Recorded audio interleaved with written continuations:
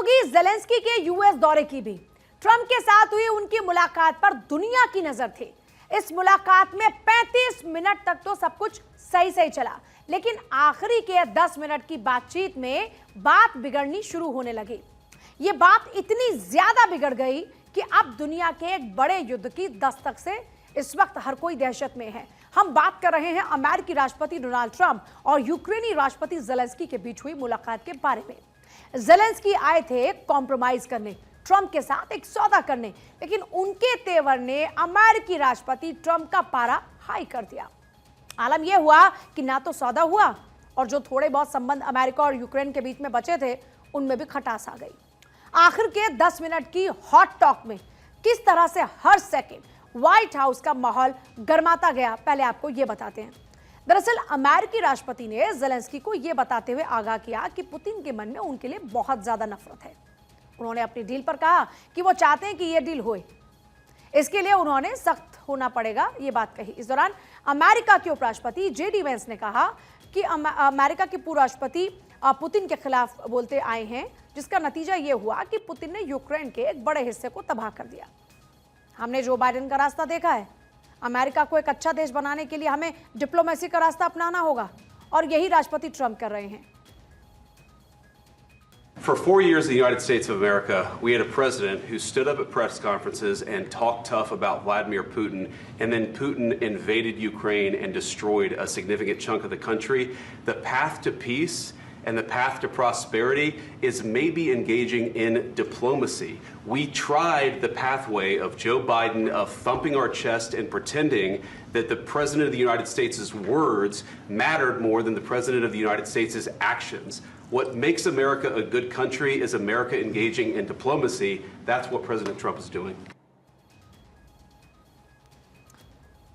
अब इसके जवाब में ज़ेलेंस्की ने कुछ ऐसा कहा जिससे बात बिगड़नी शुरू हो गई।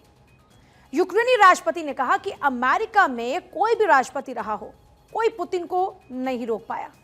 पुतिन ने हमला किया और अधिकार जमा लिया, लोगों को मारा। 2014 से 2022 तक की स्थिति में कोई बदलाव नहीं हुआ। पुतिन ने कई बार सीज फायर का उल्लंघन किया। उन्होंने कहा कि इतना सब कुछ हो गया और अमेरिका अभी भी डिप्लोमेसी की बात करता है। But during 2014 till 2022, the situation the same. That people have been dying on the contact line. Nobody stopped him. You know that we had conversations with him, a lot of conversation, my bilateral conversation, and we signed with him, me, like a new president, in 2019, I signed with him the deal. I signed with him, Macron and Merkel, we signed ceasefire. Ceasefire. All of them told me that he will never go. We signed with him with gas contract. Yes, but after that, he broken this ceasefire. He killed our people and he didn't exchange prisoners. We signed the exchange of prisoners, but he didn't do it. What kind of diplomacy, JD, you are speaking about? Zelensky ने जो बात की, Zelensky की यही बात America को अखर गई। फिर क्या था? अमेरिका के उपराष्ट्रपति ने इसे अमेरिका का बड़ा अपमान बताया। उन्होंने कहा कि यूक्रेन खुद अपने लोगों को जबरदस्ती जंग लड़ने के लिए भेज रहा है। I'm talking about the kind of diplomacy that's going to end the destruction of your country. Yes, but if you Mr. President, with respect, I think it's disrespectful for you to come into the Oval Office and try to litigate this in front of the American media. Right now, you guys are going around and forcing conscripts to the front lines because you have manpower problems. You should be thanking the President for trying to bring an end to this conflict. Have you ever been to Ukraine that you say what problems we have? I have been to. Come once. I've actually watched and seen the stories, and I know what happens is you bring them on a propaganda tour, Mr. President. Do you disagree that you've had problems bringing people into your military? And do you think that it's respectful to come to the Oval Office of the United States of America and attack the administration that is trying to prevent the destruction of your country? बस इसके बाद Zelensky ने America के statement पर कहा कि वो Putin के साथ जंग में अकेले लड़े हैं, जिस पर ट्रंप ने उन्हें मूर्ख राष्ट्रपति तक बोल दिया और कहा कि अमेरिका के हथियारों के बगैर यूक्रेन जंग में कुछ दिन नहीं टिक पाता। In this We cabinet. gave you, through I this said stupid thank you. $350 billion. You voted We gave for you your military president. equipment, You and you voted met for up your brave, but they had to use our military. What about West If you didn't have You our invited military me- equipment, You invited if me you to didn't speak. have our military equipment, this war would have been over in 2 weeks. In 3 okay? days, I heard it from Putin. In 3 days, this is something Maybe new. less. In 2 weeks, of course, yes. It's going to be a very hard thing to do business like this. I tell you. Just say तो कुल मिलाकर 10 minute में Zelensky ने खुद Ukraine की तबाही की script को लिख डाला। अब देखिए, हम रूसी आक्रमण के खिलाफ यूक्रेन और यूक्रेनी लोगों के साथ खड़े हैं। ये बार्ट डी वेवर कहते हैं, जो कि बेल्जियम के पीएम हैं। वो कहते हैं कि उनकी लड़ाई हमारी लड़ाई है, एकजुट होकर हम मजबूत हैं। ये बार्ट डी वेवर कह रहे हैं। अब इस पूरी बातचीत के बाद कुछ जो सिलसिला शुरू हुआ है बयानबाजी का, उसमें एंथनी अल्बनीज, जो कि पीएम है ऑस्ट्रेलिया के, वो क्या कहते हैं? 3 साल से ऑस्ट्रेलिया ने यूक्रेन का साथ दिया है, समर्थन किया है। अंतर्राष्ट्रीय कानून के समर्थन में यूक्रेन के बहादुर लोगों का गर्व से समर्थन किया है। अब ऑस्ट्रेलिया कह रहा है कि हमने पूरा साथ दिया है। फिर डोनाल्ड टस्क, जो कि पोलैंड के पीएम है, वो कहते हैं शांति के लिए एकमात्र रुकावट कौन है? वो है रूस। रिएक्शंस आ रहे हैं अलग अलग। उल्फ क्रिस्टर्सन जो है स्वीडन के प्रधानमंत्री, वो कहते हैं स्वीडन यूक्रेन के साथ खड़ा हुआ है। इसके अलावा और भी जो रिएक्शंस आते हैं उसमें क्रिस्टोफर लुक्सन का भी नाम है, जो कि न्यूजीलैंड के प्रधानमंत्री है। वो कहते हैं कि न्यूजीलैंड यूक्रेन के प्रति अपने समर्थन में दृढ़ है। ये सब लोगों के रिएक्शंस है, अलग अलग कंट्री के जो पीएम है उनके रिएक्शंस हैं। कीर स्टार्मर, जो कि ब्रिटिश प्रधानमंत्री है, वो कहते हैं हमने यूक्रेन के लिए अपना अटूट समर्थन बरकरार रखा है। इसके अलावा भी पेड्रो सांचेज जो हैं स्पेन के प्रधानमंत्री, वो कहते हैं कि स्पेन ज़ेलेंस्की के साथ खड़ा हुआ है। ये वो कंट्रीज हैं जो इस वक्त खड़ी हुई हैं ज़ेलेंस्की यानी यूक्रेन के साथ में। अमेरिका कह रहा है कि तुम हमारी मदद के बगैर 2 हफ्ते नहीं टिक पाते। लेकिन जोनास गैर स्टोरे, जो कि नॉर्वे के पीएम, वो कह रहे हैं ज़ेलेंस्की पर तीसरे विश्व युद्ध शुरू करने का आरोप लगाना सही नहीं है। ये अंतर्राष्ट्रीय स्तर पर जो बड़े बड़े लीडर्स हैं उनके ये रिएक्शन है। नीदरलैंड यूक्रेन के साथ है, हम जंग का अंत चाहते हैं। डिक स्कोफ, डच के पीएम, वो भी इस बात का जिक्र कर रहे हैं। हर कोई कह रहा है कि हम जंग का अंत चाहते हैं। यूक्रेन जर्मनी और यूरोप पर भरोसा कर सकता है। जर्मनी यूरोप पर, यूक्रेन भरोसा कर सकता है। ओलाफ शोज, जो कि जर्मन चांसलर हैं, वो ये बात कह रहे हैं। मतलब अमेरिका ने कहा कि अब तुम्हारा साथ हम नहीं देंगे, तुम्हारी मदद हम नहीं करेंगे। लेकिन बेल्जियम हो, जर्मनी की बात हो, यूरोप की बात हो, तो खासतौर पर ये कंट्रीज कह रहे हैं कि साहब हम साथ हैं ज़ेलेंस्की के, हम यूक्रेन के साथ हैं, हमने अब तक भी साथ दिया और हम अभी भी साथ हैं। ट्रंप ज़ेलेंस्की की बहस के बाद में अमेरिका का फैसला, अमेरिका ने बंद की यूक्रेन की आर्थिक मदद, जिसका जिक्र अभी हम कर रहे थे। अमेरिका ने यूक्रेन की सैन्य मदद को भी रोक दिया है। यूक्रेन की सभी आर्थिक और सैन्य मदद बंद, व्हाइट हाउस की ओर से ये ऑर्डर्स हैं। तो ये जो 10 मिनट की गहमा गहमी थी, जिसमें बातचीत से शुरुआत होती है और जो प्रधानमंत्री हैं उनकी ओर से ये कहा जाता है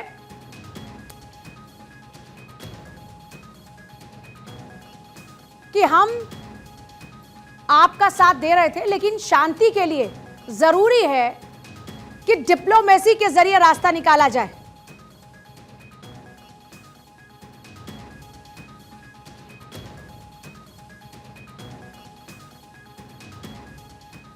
तो देखिए, एक छोटा सा करेक्शन, उपराष्ट्रपति जो हैं अमेरिका के, उनकी ओर से ये पूरी बातचीत को आगे प्रोसीड किया जाता है। उसके बाद ज़ेलेंस्की अपनी तरफ से जवाब देते हैं और जो उनका जवाब था वो अखर जाता है अमेरिका को, इतना ज्यादा अखर जाता है कि उसके बाद अमेरिका साफ साफ कहता है कि हमने आपका साथ दिया, अगर हमारी पावर आपके साथ ना होती, अगर हमारा सहयोग आपके साथ ना होता, तो आप 2 हफ्तों के अंदर ही निपट जाते। हमारा पूरा साथ आपके साथ रहा।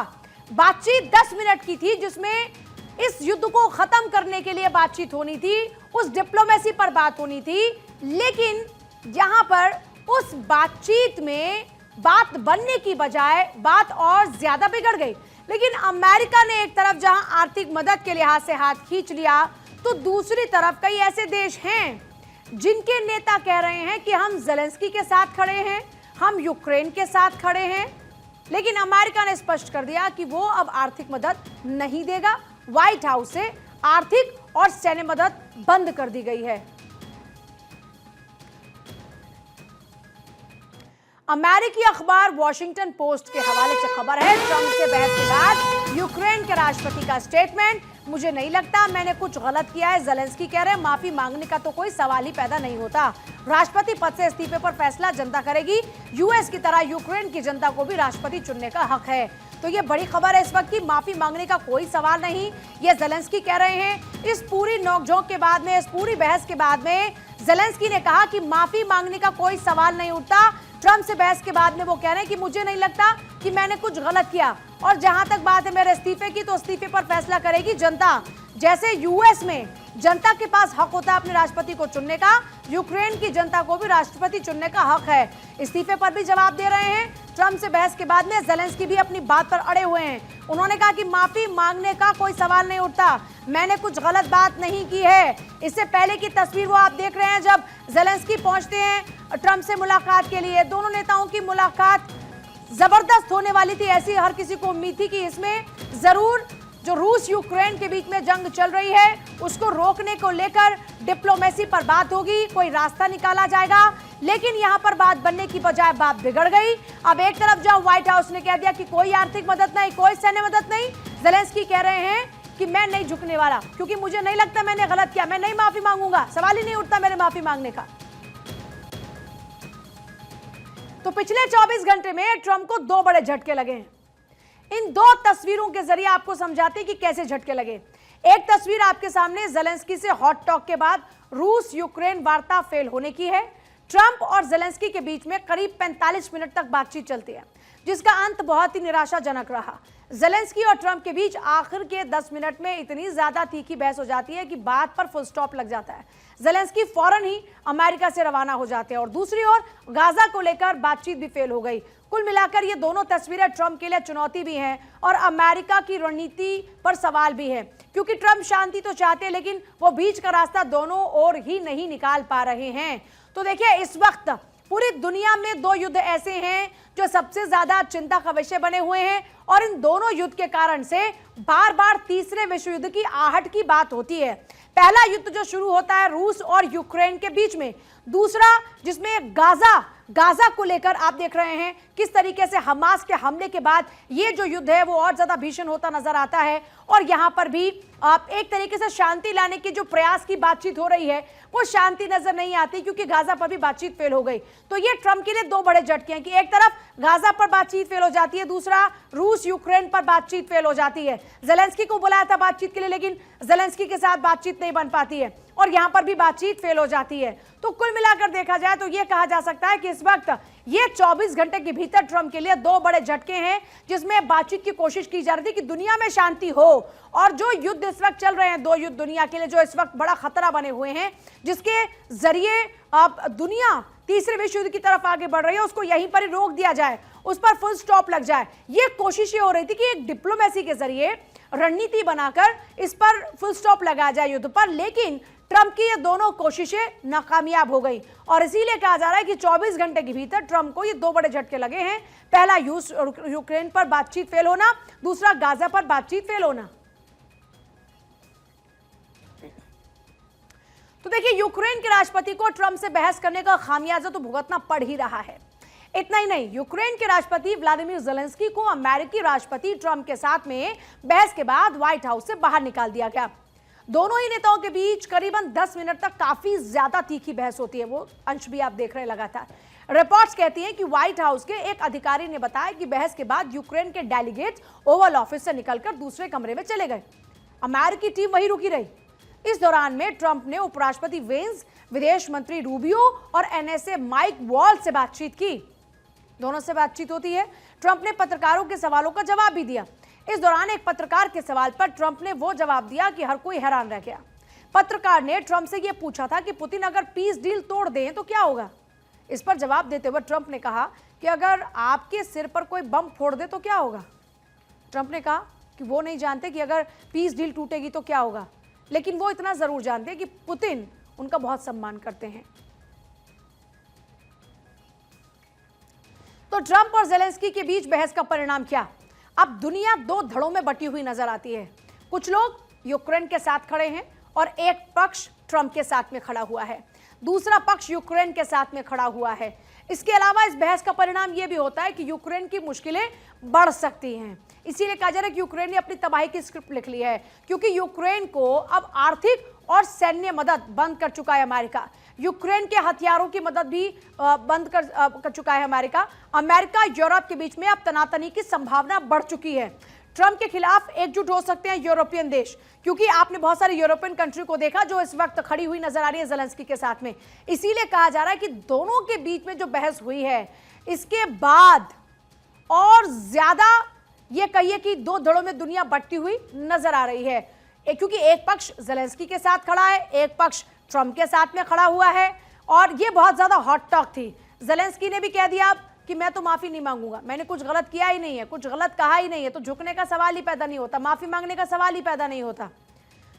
रूस यूक्रेन में युद्ध हुआ क्यों था? 2014 में रूस का क्रीमिया पर कब्जा होता है, यूक्रेन का पश्चिमी देशों की तरफ झुकाव नजर आता है। ये कुछ रीजंस हैं, ये फैक्टर हैं।